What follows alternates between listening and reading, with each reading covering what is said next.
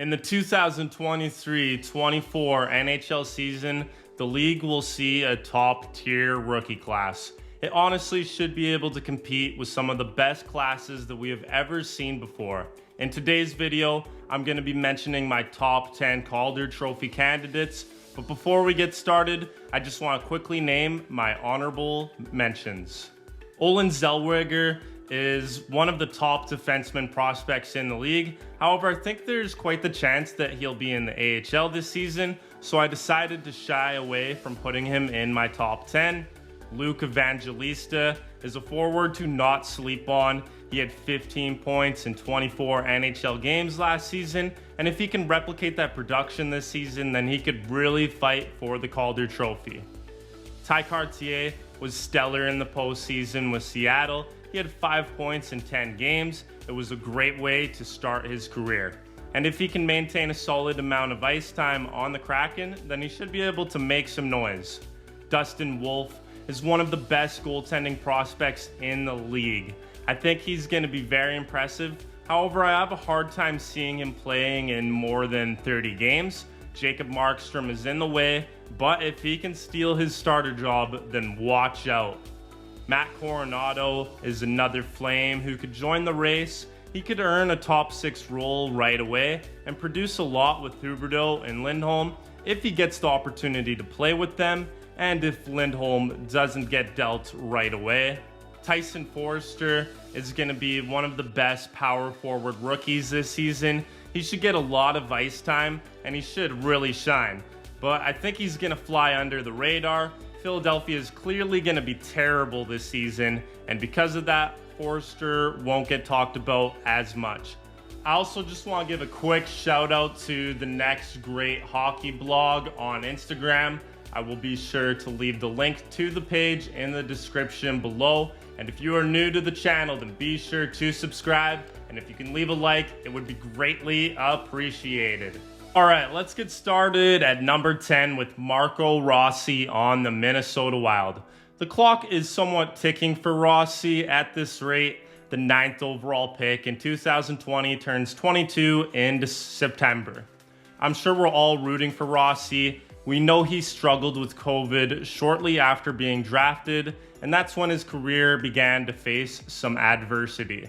Rossi has adjusted to the AHL very well, where he has 104 points in 116 games played. His size isn't the greatest. He is 5'9" and a little over 180 pounds, but Rossi still projects to become a solid two-way center. If he really pans out, he looks like a player who could consistently put up 60 assist seasons while also adding in about 15 to 20 goals every year.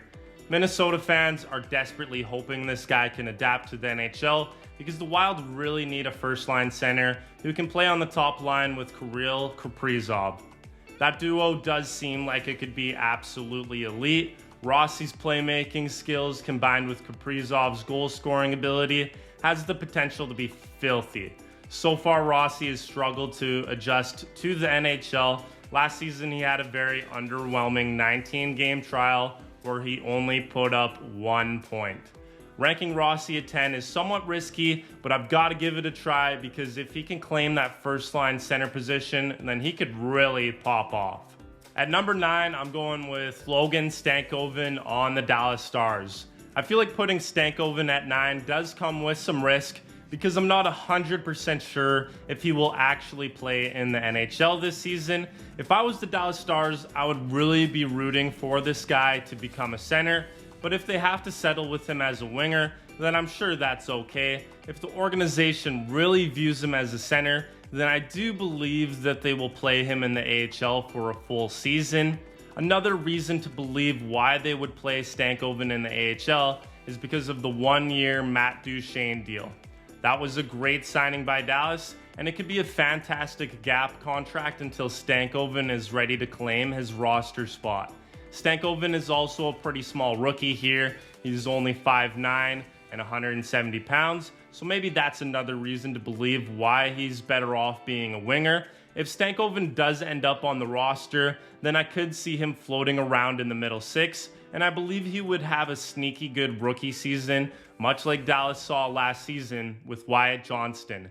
Stankoven would have loads of players with lots of skill to play with, and he could really click with them very well. The Stars have plenty of young talent, and it's exciting to see. Stankoven is a top 15 prospect in the NHL. Last season, he torched the WHL in Kamloops. He had 97 points in 48 games played. At number 8, I've got David Yurichek with the Columbus Blue Jackets. This was another difficult player to rank. Much like Stankoven, Yurichek is also somebody who might not even play in the NHL next season. Yurichek performed beyond expectations in the AHL last season. In Cleveland, he had 38 points in 55 games played. That's elite production from a teenager in the AHL, especially when you consider the fact that he is a defenseman. Yurichek is somebody who can be a force on the top power play unit. His shot is a huge bomb, and it'll be a big asset for the Blue Jackets blue line for a long time. Yurichek also has a great two-way ability. He's so good defensively. He comes with great size. He's already 210 pounds, and he is 6'3". He's going to be a total beast for Columbus. Yurichek is pretty much exactly what Columbus's blue line has been lacking for years. Some people do believe he has the potential to play on the top pair with Zach Werenski. And if that is the case, then he could possibly finish in the top 5 or maybe even 3 in the Calder Trophy rankings. This is a defenseman to watch out for. He's going to be a stud for a long time. At number 7, I've got Brandt Clarke with the Los Angeles Kings. This is a pick that comes with a lot more certainty. I do believe that Clarke will have a role on the second pair on LA. He should get some power play time. His offensive upside is incredible. He's going to add a lot of excitement to LA's decor. It's probably a bit of a hot take, but maybe, just maybe, he could even snag some power play ice time away from Drew Doughty next season. In the OHL playoffs last season, he put up 23 points in 12 games played. His offensive upside is very scary. Defensively, his game really does need a lot of work though. Now let's be clear, Yurichek is a way better prospect. He's a much more complete defenseman, but Clarke should receive a lot more publicity. I would say we saw some very notable rookies receive less attention last season due to them being on teams that were at the bottom of the league. Clarke is going to have a solid rookie season, and LA should finish as about the 10th best team in the league next season. At number 6, I've got Matthew Knies with the Toronto Maple Leafs.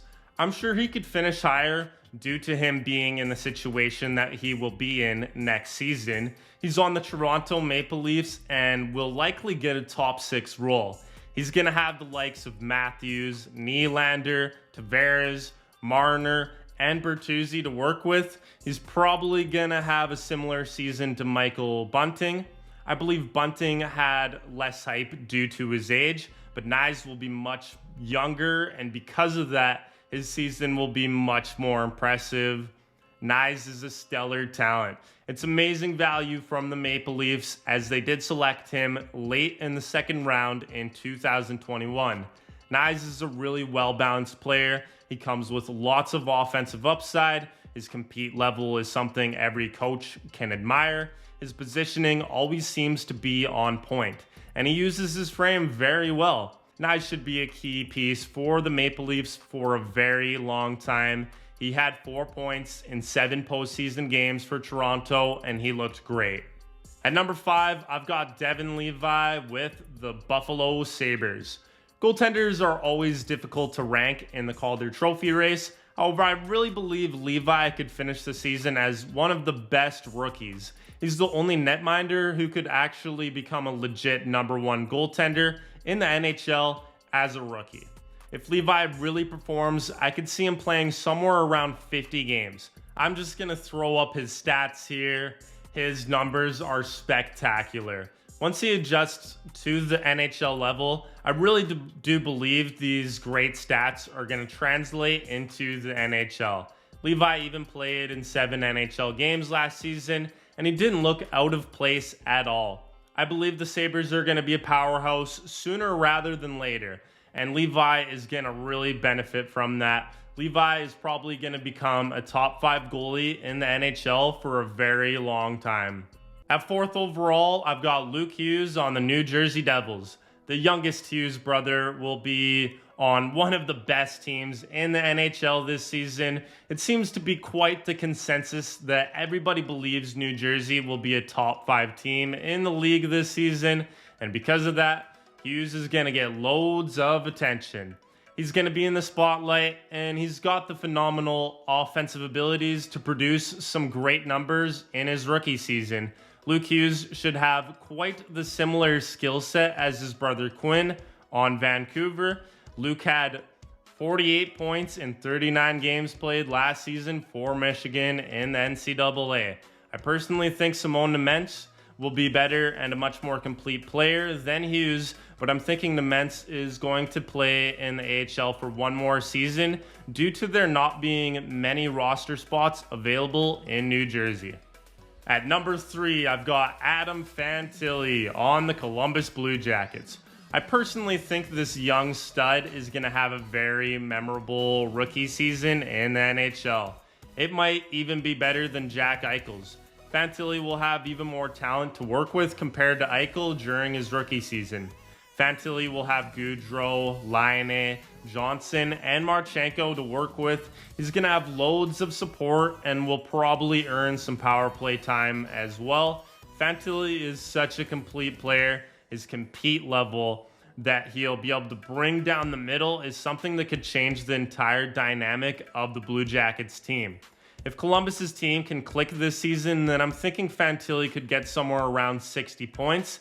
If Columbus can maintain a position in the wildcard race this season, then Fantilli and Yurichek should get plenty of votes.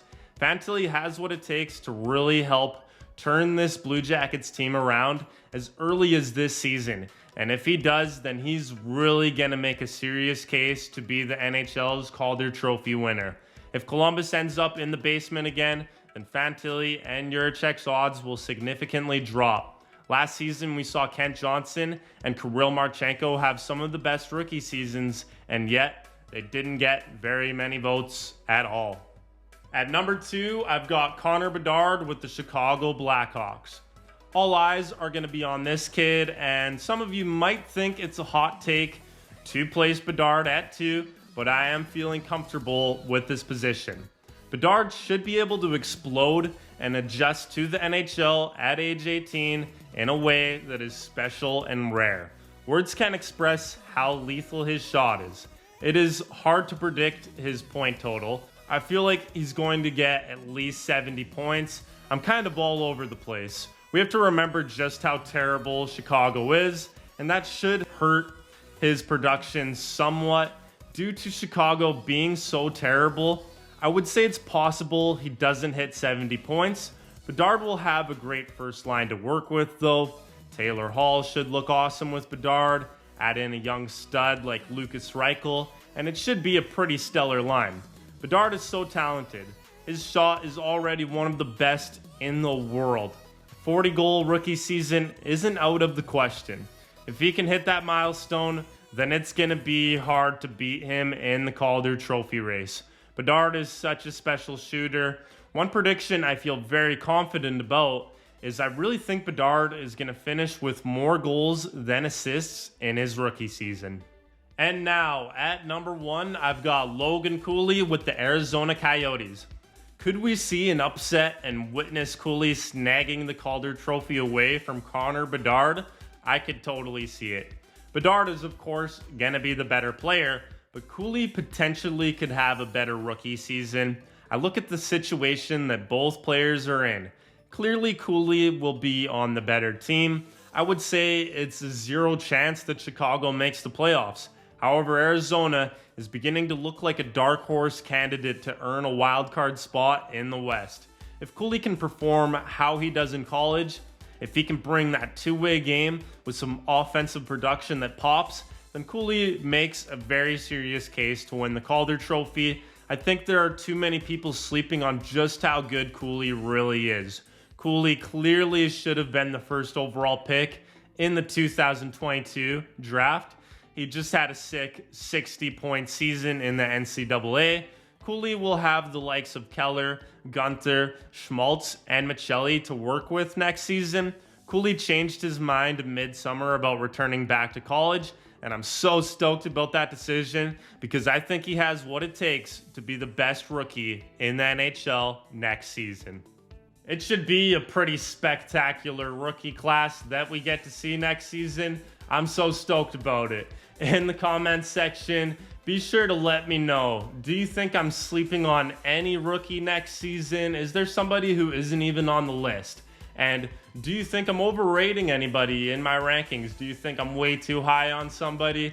I'm curious about all of your thoughts, so be sure to drop a comment. If you're new to the channel, then please do subscribe. And if you can leave a like, it would be greatly appreciated. That'll be everything today. Thank you for tuning in. I'll see you all next time.